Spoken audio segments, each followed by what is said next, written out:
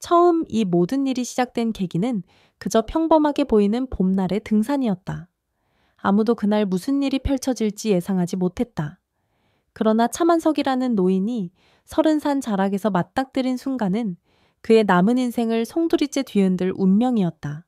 차만석은 70을 훌쩍 넘긴 노인이었다. 그의 흰머리는 눈처럼 고왔고 피부에는 세월의 흔적이 조금씩 자리했다. 도시에 사는 아이들은 곧잘 할아버지 힘들지 않으세요? 라고 물어왔지만 의외로 그는 몸이 날쌔고 기력이 충만했다. 젊었을 적 그는 공장에서 오랜 세월을 보내며 온갖 자비를 도맡아 했고 그 덕에 허리나 무릎이 성치 않을 것 같았다. 하지만 정작 그는 집안일보다 등산에 더 큰 흥미를 느끼며 매일같이 근처 산을 오르내렸다. 그렇게 산과 함께 산 시간은 어느덧 수십 년. 가족과 주변 지인들은 도시로 떠나거나 세상을 등지기 시작했고 어느 순간 만석 곁에는 이렇다 할 것이 남지 않았다. 그 무렵부터 30산은 사람 대신 그의 동반자가 되어 주었다. 산길에 들면 텅 빈 가슴이 서서히 채워지는 듯한 기분이 들어서였다. 그날 만석에게는 특별한 약속이 있었다. 예전에 공장에서 함께 일하던 동료 3명을 정말 오랜만에 만나기로 했던 것이다. 한때 한솥밥을 먹고 서로 의지하며 일하던 사람들이었지만 정년이 가까워질 무렵부터 차츰 연락이 끊어졌다. 그 후 거의 10년 가까이 소식조차 모르고 지냈으니 이번 재회가 더욱 반가웠다. 약속을 잡은 동료들은 모두 만석보다 조금 어렸다. 김영수, 박동철, 고진태. 이 셋은 공장 시절부터 성격이 뚜렷했다. 영수는 쉽게 의심을 품고 현실을 중시하는 사람이었으며 동철은 말수가 적은 대신 속정이 깊었다. 진태는 언제나 호탕한 웃음으로 주변 분위기를 밝히는 역할을 맡았다. 셋 모두 서로 다른 면모를 지녔지만 젊었을 적에는 한데 어우러져 공장 생활을 버텼다. 이들이 최근 들어 서로 대화를 나눈 건 이제라도 건강을 챙기자라는 공감대 때문이었다. 병원 신세를 지는 지인이 늘어나는 것을 보고 남은 삶이라도 잘 관리해야 한다는 생각이 든 것이다. 그래서 만석의 제안으로 그가 늘 즐겨 오르던 30산의 가벼운 등산을 함께 하기로 했다. 그날 아침 만석은 기대에 부푼 마음으로 일찍 일어났다.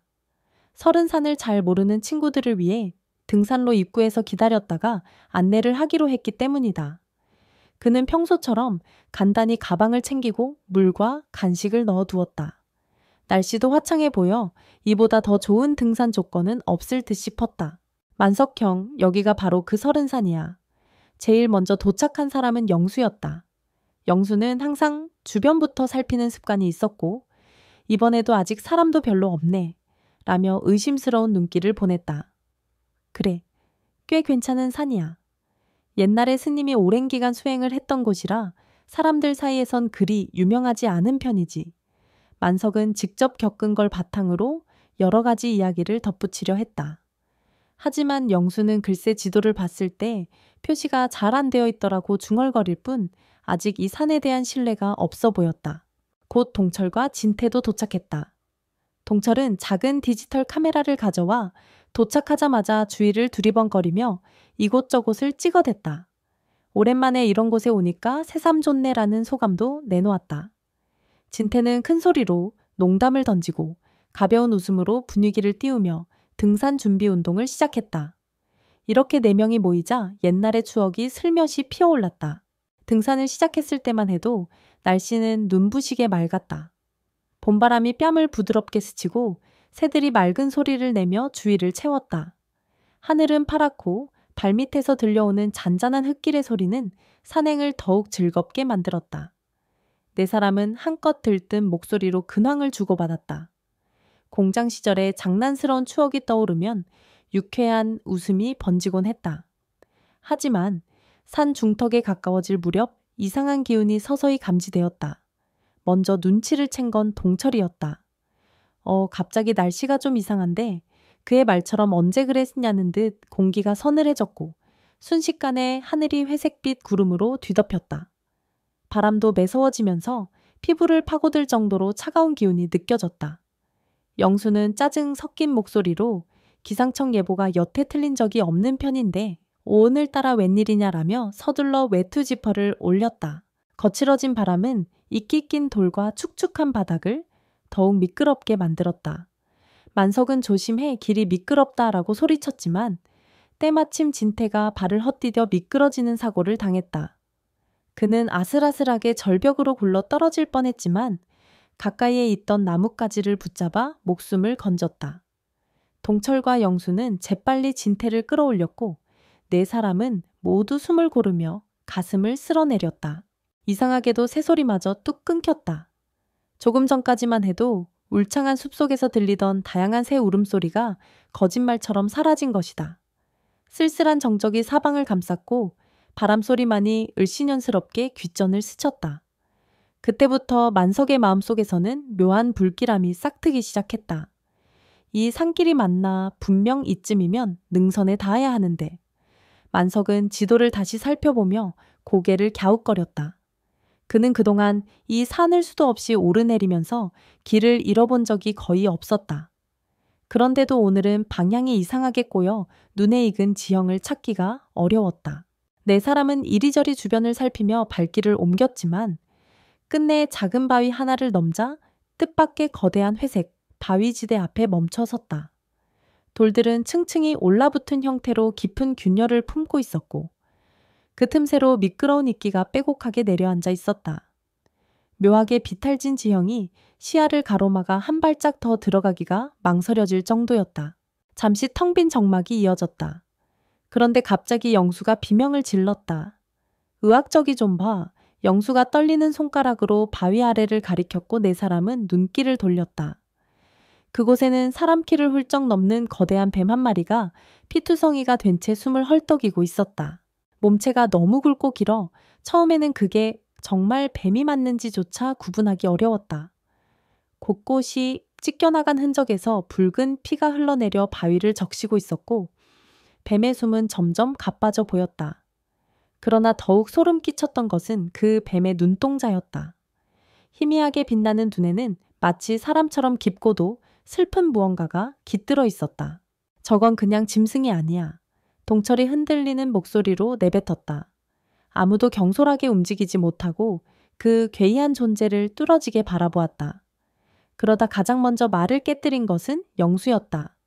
저거 돈이 되겠는데 그의 눈빛이 순간 탐욕으로 변하는 것이 느껴졌다.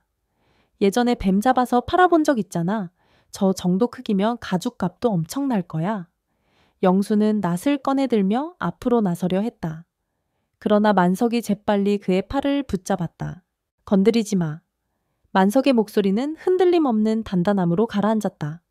이건 평범한 뱀이 아니야. 눈을 보라고.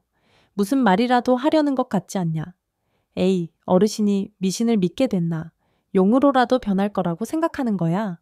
진태가 반신반의하며 웃었지만 만석은 더 진지해졌다.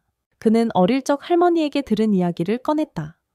산의 정령 앞에서 1000년 동안 수련하면 이무기가 되어 언젠가 용이 될 자격을 얻는다는 전설이다. 그런 존재를 함부로 해치면 반드시 그 업보가 인간에게 돌아온다고 했다. 평소 미신 따위 믿지 않는 편이었던 만석이 이토록 단호하게 말하자 친구들은 당황스러운 표정을 지었다. 그러나 영수는 별다른 고민 없이 낫을 다시 움켜쥐었다. 이제 곧 죽게 생긴 뱀이다. 우리가 기회를 놓칠 필요가 없잖아. 영수가 낫을 앞으로 뻗으려는 순간 만석이 다시 그의 소나귀를 움켜잡았다. 이번에는 더욱 강한 힘이 실려 있었다. 지금 여기서 우리가 살아나가고 싶다면 건드리지 마. 만석의 얼굴에는 분노와 두려움이 뒤섞여 있었다. 동철과 진태는 서로를 바라보며 그 무거운 침묵에 휩싸였다. 결국 동철이 낮은 목소리로 중재를 시도했다. 그래, 우리가 저 뱀을 어떻게 처리할 능력도 없어. 그 상태로 놔두고 가자. 그때 만석이 갑자기 생각난 듯 바위를 가리켰다. 잠깐만 저 녀석이 바위에 깔려있는 것 같아. 혹시 우리가 바위를 치워준다면 뱀이 살아날 수 있지 않을까? 그게 말이 돼. 저런 괴물 같은 뱀을 굳이 살려줄 필요가 있냐고 영수가 크게 반발했다. 이왕이면 빨리 여기서 벗어나는 게 낫지 않아? 이상한 안개까지 끼고 산길도 잃을 정도인데. 진태도 머뭇거리며 동조했다. 만석은 쉽게 포기하지 않았다. 이건 우연이 아니야. 우리가 지금 이곳에 온 것도 저 녀석을 만난 것도 뭐랄까. 꼭 이유가 있을 것 같아. 그는 설명하기 힘든 확신에 사로잡혀 있었다. 뱀의 커다란 눈동자를 마주본 순간부터 가슴 한쪽이 강하게 뛰었다. 이건 그냥 짐승이 아니라 산이 부여한 어떤 존재라는 직감이 들었다. 영수와 진태는 선뜻 동의하지 않았으나 동철은 만석 형을 믿어보자 고 말했다. 세 사람 모두 긴장감에 뒤엉켜 있었지만 끝내 바위 옆으로 조심스럽게 다가갔다. 구렁이 아니 이무기로 보이는 그 뱀은 고통스러워하면서도 침묵을 지키고 있었다. 여전히 피를 흘리고 있었지만 그 눈에는 분명한 의지가 엿보였다. 마치 마지막 희망이라도 걸어보는 듯 사람들의 동작을 지켜보고 있었다. 하나 둘 셋 네 명이 힘을 모으자 무겁던 바위가 움찔하며 옆으로 굴러 떨어졌다. 순간 굉금이 산속을 울렸고 동시에 차갑던 안개가 흔들리는 느낌이 들었다. 거대한 뱀은 바위가 치워지자 기다렸다는 듯이 숨을 몰아쉬었다. 상처는 여전히 심각해 보였지만 적어도 바위의 압박에서는 벗어난 모양이었다. 그 뱀은 몸을 서서히 풀면서 네 사람을 한 번 더 바라보았다. 기괴하면서도 어딘가 인간적인 온기가 느껴지는 시선이었다. 그러고는 숲의 어둠 속으로 사라졌다. 그 순간 이질적이던 안개와 회색빛 구름이 거짓말처럼 서서히 거두어졌다. 바람도 다시 부드러운 봄바람으로 변해갔고 잠시 길을 잃었던 등산로가 또렷하게 드러났다. 이게 어떻게 된 거지? 진태가 주변을 살피다가 깜짝 놀란 표정을 지었다. 분명 몇 분 전까지만 해도 짙은 안개가 주변을 뒤덮었는데 지금은 맑고 차분한 하늘이 눈에 들어왔다. 영수는 아까까지 잡으려 했던 뱀을 떠올린 듯 복잡한 표정으로 말을 잇지 못했다. 네 사람은 별다른 대화 없이 무거운 기색으로 산에서 내려왔다. 기이한 사건에 대한 두려움과 안도감이 함께 뒤섞여 마음이 혼란스러웠다. 돌아오는 길은 오히려 너무나 수월했다. 아까 길을 잃은 것은 착각이었던 듯이 익숙한 등산로가 또렷하게 발 아래로 이어졌다. 그날 저녁 만석은 한층 피곤을 느낀 몸을 이끌고 잠자리에 들었다. 그리고 깊은 잠결에 이상한 꿈을 꾸었다. 꿈에서 그는 다시 산길을 오르고 있었다. 그러나 이번에는 공포나 불안이 없었다. 둥근 달이 구름 사이로 모습을 드러냈고 달빛에 드러난 회색 바위 옆에서 그 거대한 뱀이 웅크리고 있었다. 덕분에 살았습니다. 낯선 목소리가 들리자 만석은 화들짝 놀랐다. 소리는 입이나 혀가 아닌 정신 속으로 직접 전해지는 듯했다. 나는 설은산을 지키는 이무기입니다. 만석은 꿈속에서조차 겁먹기는커녕 묘한 안정감을 느꼈다. 정말 이무기라는 존재가 있나 그는 조심스럽게 물었다. 그러자 이무기는 유려하게 몸을 움직이며 대답했다. 1000년 동안 이 산에 머물며 수련을 쌓았지만 용이 되기 위한 마지막 시험에서 실패했습니다. 인간 세상에 발각되면 언제라도 해치려 들기 때문에 보통은 깊은 곳에 숨어 있었습니다. 만석은 꿈속 이무기와 대화를 나누며 자신도 모르게 평온함을 느꼈다. 왠지 오래전에 알던 존재를 다시 만난 기분이기도 했다. 그런데 왜 오늘 우리 앞에 나타난 거죠? 이무기는 잠시 침묵하다가 낮은 목소리로 산이 인도한 것이라고 했다. 당신들과 나는 우연처럼 보이지만 사실은 예정된 흐름을 따라 이곳에 왔습니다. 그리고 당신이 바위를 치워준 덕에 내가 목숨을 건졌습니다. 그때 이무기는 부드러운 눈빛으로 산 중턱의 한 장소를 떠올리게 했다. 커다란 소나무 2그루가 문처럼 서 있고 그 사이에 돌무더기가 쌓여 있는 곳이었다. 꿈이지만 묘하게 구체적인 이미지여서 만석의 기억 속에 선명하게 새겨졌다. 그 자리를 기억하십시오. 언젠가 필요할 것입니다. 꿈은 그 대목에서 스르르 희미해졌고 만석은 땀에 젖은 몸으로 새벽녘에 깨어났다. 처음에는 황당해했지만 마음속 한편에서는 묘하게 이무기의 말이 진실처럼 다가왔다. 무엇보다 그 소나무 2그루와 돌무더기, 이미지가 너무나 선명했다. 그는 친구들에게 이 이야기를 할까 고민했다. 하지만 이미 한 차례 충격을 받은 이들에게 꿈속에서 이무기를 봤다는 얘기를 꺼냈다가 미친 사람으로 몰릴 게 뻔했다. 게다가 영수처럼 탐욕적인 면을 보인 친구에게 이런 말을 전해봐야 곤란해질 것 같았다. 그렇게 몇 날이 지나도록 만석은 혼자만의 고민에 빠져 있었다. 그러나 결국 호기심이 그를 움직였다.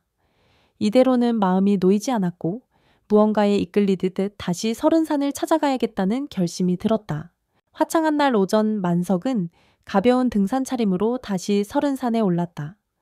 이상하게도 지난번에 길을 잃었던 구간이 이번에는 또렷하게 보였다.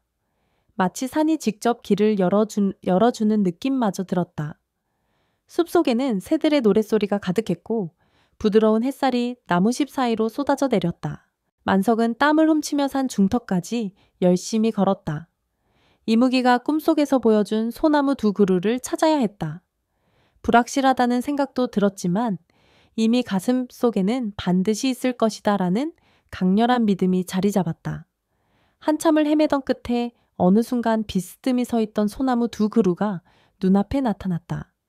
가까이 다가가자 과연 그 사이에 돌무더기가 있었다. 낡은 돌들이 제각각 쌓여있는 모습이 어딘가 신비로워 보였다.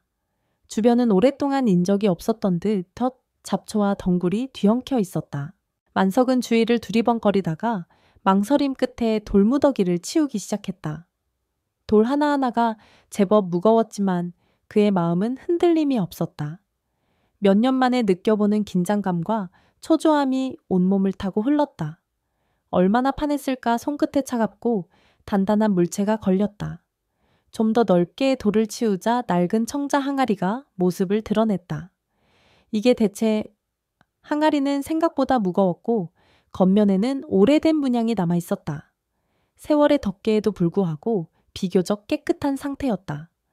만석은 조심스럽게 뚜껑을 열었고 그 안에서 놀라운 광경을 보았다. 유서 깊어 보이는 고문서 한 묶음 그리고 황금빛의 금고에 2 덩어리가 들어있었다. 순식간에 가슴이 요동쳤다. 아직 무얼 어떻게 해야 할지 판단조차 안 될 정도로 충격이었다. 진짜 보물이 있기는 있구나. 그는 어안이 벙벙해진 얼굴로 한가리 속을 다시 확인했다.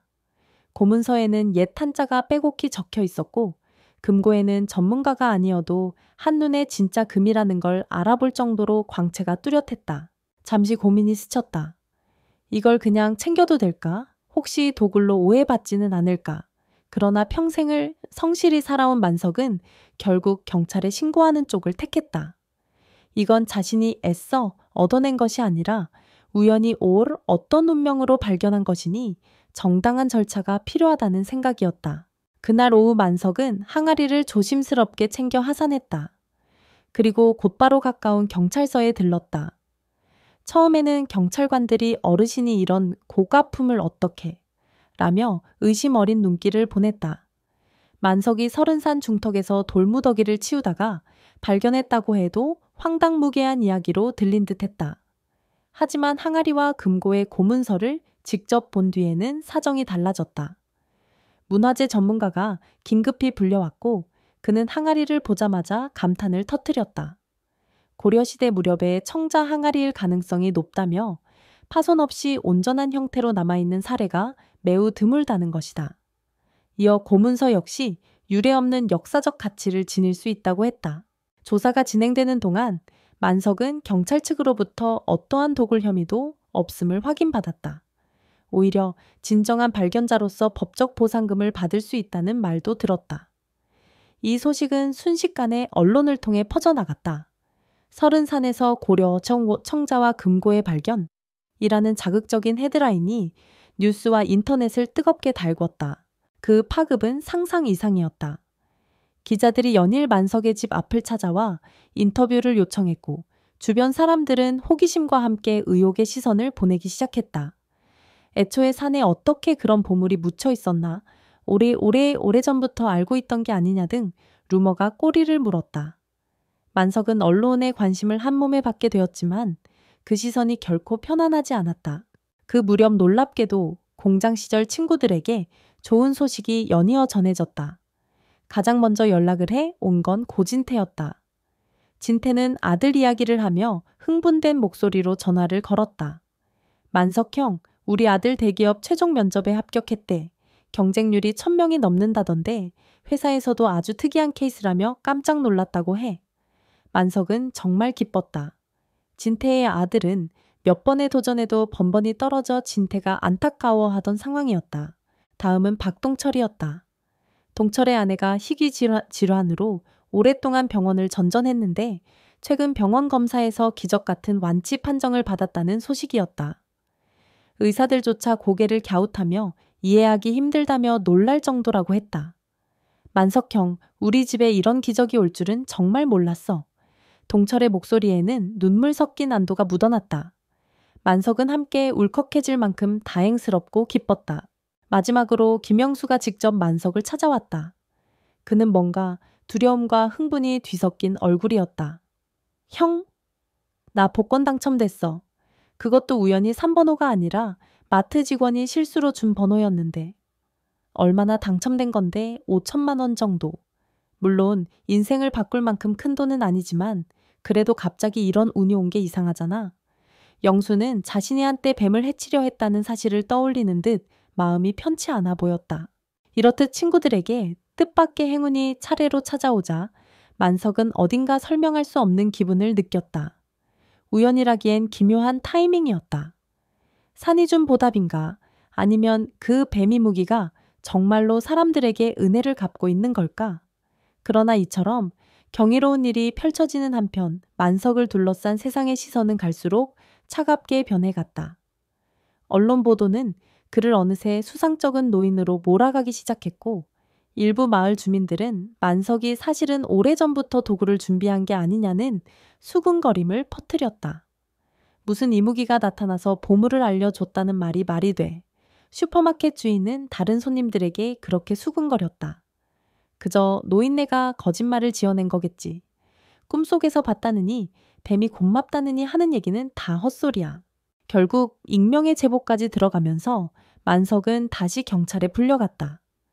이번에는 조사 강도가 전보다 훨씬 높았다. 몇몇 언론은 허황된 미신으로 보물을 가로채려 한 것이다. 라며 자극적인 헤드라인을 뽑았다.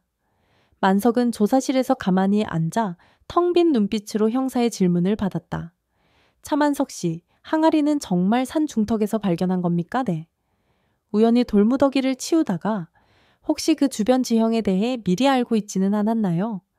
만석은 끝까지 한결같이 진술했지만 자꾸만 날아드는 의심에 눈초리가 지겹고 또 지겨웠다. 결국 몇 시간에 걸친 조사를 받은 뒤에서야 풀려났고 저녁 무렵 경찰서를 나섰을 때 동철과 진태가 기다리고 있었다.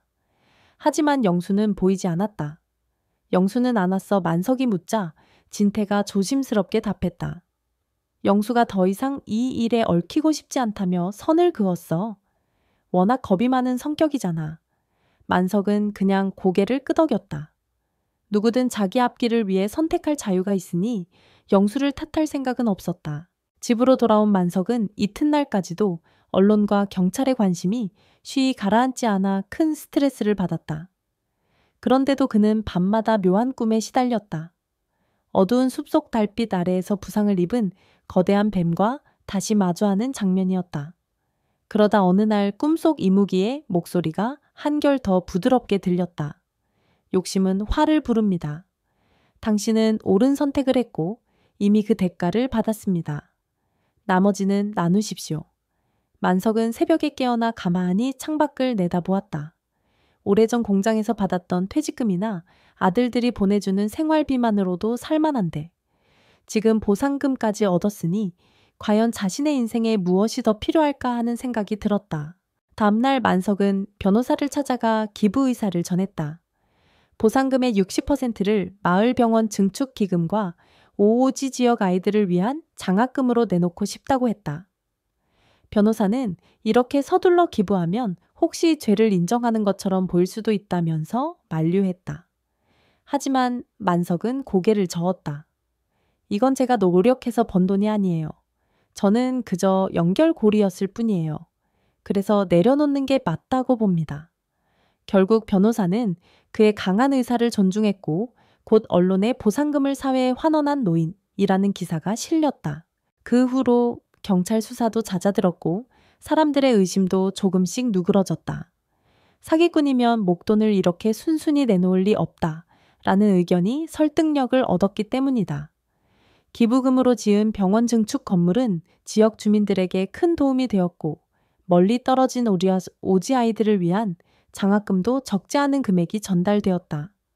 마을 사람들은 처음에 만석을 의심했지만 서서히 그래도 대단한 노인이라며 칭송하기 시작했다. 그 시기 고진태의 아들은 새 회사에서 빠르게 두각을 나타냈고 박동철의 아내는 재활 치료를 잘 마쳐 일상생활을 누리게 되었다. 김영수도 복권 당첨금 덕분에 꽤 편안한 일상을 보낼 수 있었다. 그러나 영수는 여전히 마음 한구석이 불편한 듯했다. 어느 날 밤 영수가 만석의 집 문을 조심스레 두드렸다. 형! 영수는 들어오자마자 술 한 잔을 청했다. 평소에는 술을 잘 입에도 되지 않던 사람이었다. 나 정말 미안해. 그때 뱀을 잡으려고 했던 게 자꾸 떠올라. 사실 지금도 내가 이런 행운을 누려도 되나 싶어. 만석은 고개를 끄덕이며 잔을 채워주었다. 사람은 누구나 욕심도 있고 두려움도 있는 법이야. 나도 완벽한 인간은 아니고 사실 그날 너를 말리면서도 내심 불안했어. 영수는 한숨을 길게 내쉬었다. 우리가 만약 그 뱀을 해쳤다면 어땠을까 생각만 해도 소름이 돋아. 시간은 흘렀고 30산의 보물 사건은 천천히 잊혀갔다. 사람들은 처음에 호기심과 의욕으로 가득 차 있었지만 점차 각자 바쁜 일상으로 돌아갔다. 만석은 기부 후에도 검소한 생활을 이어갔고 찾아오는 취재진이나 미스터리 마니아들을 대할 때면 늘 간단히 미소만 지을 뿐 구체적인 이야기는 하지 않았다. 이무기를 정말 봤나요?